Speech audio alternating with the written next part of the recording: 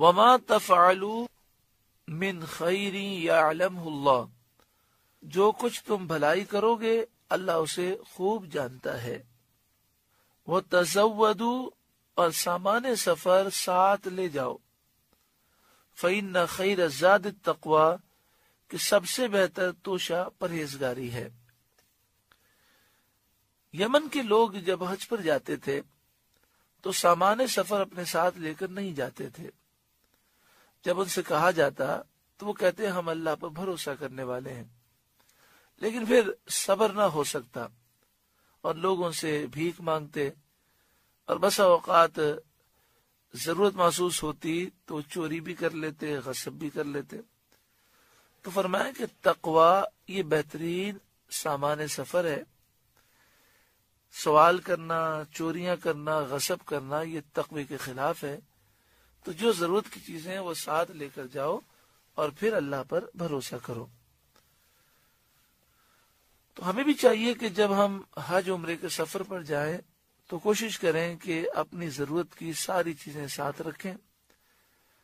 صدر الشریعہ بدر الطریقہ حضرت علامہ مولانا مفتی امجد علی خان علیہ الرحمہ نے کتاب بحر شریعت میں بات لکھی، اور اعلیٰ حضرت امام اہل سنت نے بھی انوار البشارہ میں یہ بات لکھی کہ جب حج کے سفر پر جائے تو لوگوں کی ضرورت کی کچھ چیزیں زائد اپنے ساتھ رکھے اور لوگوں کی ضرورتیں پورا کرتا رہے، یہ حج مقبول کی نشانی ہے۔ یعنی ایسی چیزیں جن کا وزن کم ہوتا ہے اور لوگوں کو ضرورت پڑتی رہتی ہے تو وہ کچھ زائد رکھ لیں تاکہ لوگوں کی امداد ہو اور ان کی ضروریات پوری ہوں، تاکہ ہمارا حج بھی مقبول ہو۔ لوگوں سے سوال نہیں کرنا چاہیے، لیکن اگر کوئی سوال کرے تو دل میں خیال نہیں آنا چاہیے کہ اس نے مجھ سے سوال کیوں کیا۔ اگر ہو سکے تو اس کے سوال کو پورا کرنا چاہیے۔ اسی طرح آج کل حج پر جب لوگ جاتے ہیں تو بسا اوقات ان کی مختلف کمروں میں شیئرنگ ہوتی ہے۔ بعض لوگ تو فیملی کے ساتھ جاتے ہیں اور بعض جو ہے وہ کسی کے ساتھ اس طرح جاتے ہیں کہ وہ خود اکیلے ہوتے ہیں اور ایک کمرے میں 5 افراد ہیں، ان میں وہ شامل ہو جاتے ہیں۔ تو اس میں اس طرح لوگوں کی خدمت ہو سکتی ہے کہ محسوس ہوتا ہے کہ کمرے میں جو افراد ہیں ان کی جو ضروری چیزیں ہیں وہ انسان یا تو لے کر جائے یا وہیں سے خرید لے اور کمرے میں رکھ لے، پھر لوگ اسے استعمال کریں، جیسے کنگا ہے، تیل ہے، اسی طرح پانی ہے، اس طرح کی چیزیں کمرے میں رکھ لے اور لوگ استعمال کریں۔ تو اعلیٰ حضرت امام اہل سنت اور صدر الشریعہ کے حکم کے مطابق لوگوں کی اس طرح کی خدمت کرنے سے انشاءاللہ حج مقبول ہوگا۔ فإن خیر الزاد التقوی، بہترین زاد راہ ہے، توشہ سفر ہے، وہ تقوی ہے۔ انسان کو چاہیے کہ جب وہ یہاں سے نکلے تو سچی پکی توبہ کر کے نکلے اور اپنے دل میں اللہ کا خوف پیدا کرے، کیونکہ اس سفر میں جہاں دیگر سامان کی ضرورت ہے سب سے اہم چیز اس کے دل میں تقوی ہو۔ بعض لوگ یہاں سے توبہ نہیں کرتے اور کہتے ہیں حج کے بعد پھر گناہوں سے دور رہیں گے۔ تو اللہ تعالیٰ نے اتنا مبارک سفر عطا فرمایا تو جانے سے پہلے انسان سچی پکی توبہ کر کے جائے۔ کسی کا قرضہ لیا ہے تو وہ واپس کر کے جائے، اگر واپس کرنے کی طاقت نہیں تو اس سے اجازت لے کر جائے۔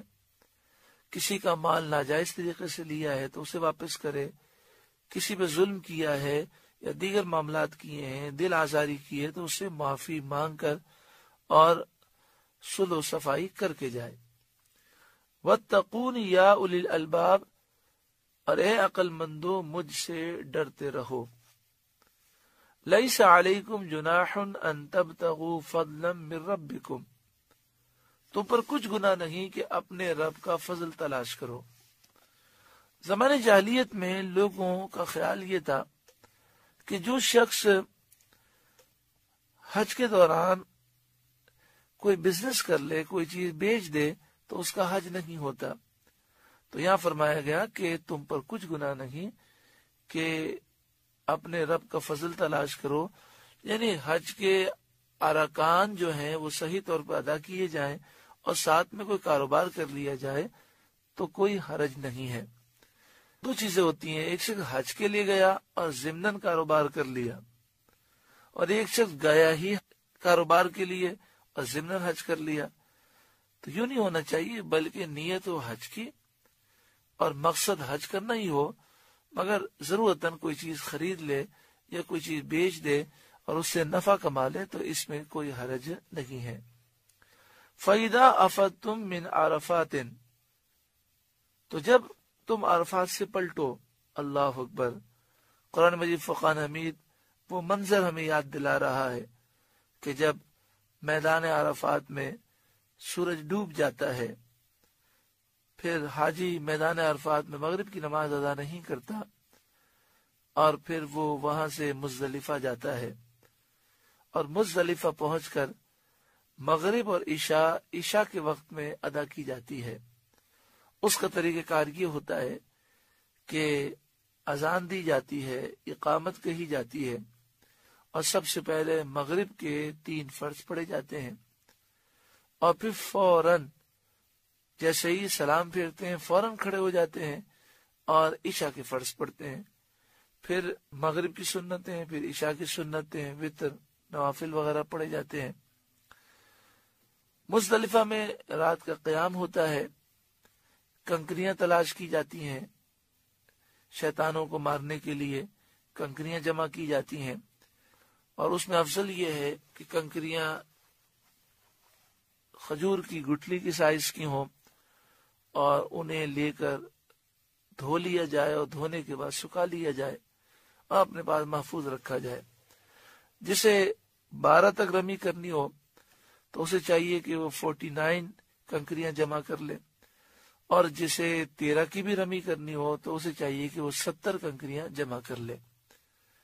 کچھ زائد رکھ لیں تو بہت اچھا ہے۔ پھر کچھ آرام کرنا چاہیں تو آرام کر لیں، تہجد کے لیے اٹھ جائیں، ورنہ کم از کم فجر وقت میں ادا کریں۔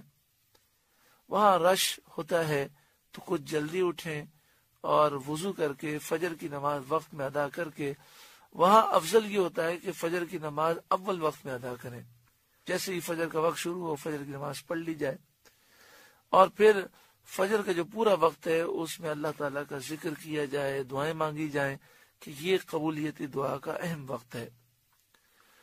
اور پھر جب سورج نکلنے کے قریب ہو تو پھر وہاں سے حجاج مزدلفہ سے منی کی طرف روانہ ہوتے ہیں، لیکن اگر کوئی فجر کی نماز پڑھ کر فوراً نکلنا چاہے تو اس کی بھی اجازت ہے۔ یہ چند باتیں عرض کی گئیں جسے سن کر مزدلفہ کی یاد آتی ہے۔ فَإِذَا أَفَضْتُم مِّنْ عَرَفَاتٍ، تو جب تم عرفات سے پلٹو، فَاذْكُرُوا اللَّهَ عِندَ الْمَشْعَرِ الْحَرَامِ، تو اللہ کو یاد کرو مشعر حرام کے پاس۔ مشعر حرام کے پاس ایک مسجد بنی ہے، مسجد مشعر حرام۔ مزدلفہ میں جو مسجد موجود ہے یہ مشعر حرام کے قریب ہے، تو یہاں مراد عند المشعر الحرام سے مراد ہے میدان مزدلفہ میں اللہ کو یاد کرو، مغرب اور عشاء ملا کر ادا کرو، اور اللہ کا ذکر کرو، فجر کی نماز ادا کرو۔